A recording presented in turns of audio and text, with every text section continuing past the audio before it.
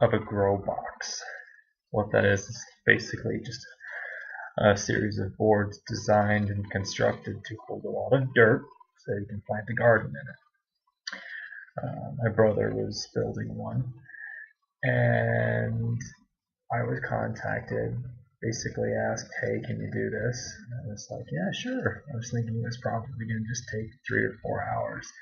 It was more like 12, and we had to do it over 2 different days. Now, what ended up happening is, first of all, we had to move the wood. The wood was some pretty crazy heavy stuff.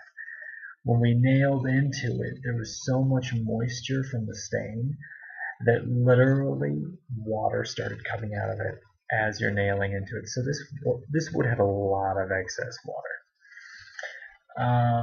So we made the mistake, probably should have constructed it where we wanted to put it, but we constructed it, both boxes actually, in the garage.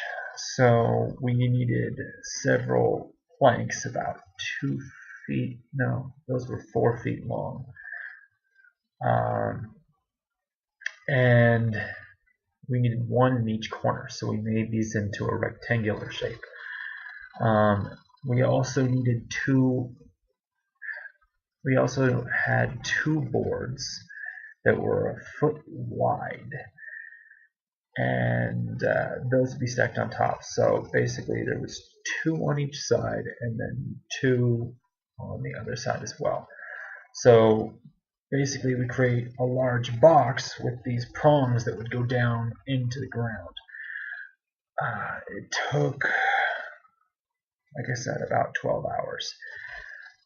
After putting the row boxes together, we had to move them over. We had to dig holes for the posts to put it in so it would be rooted firmly in place on the ground.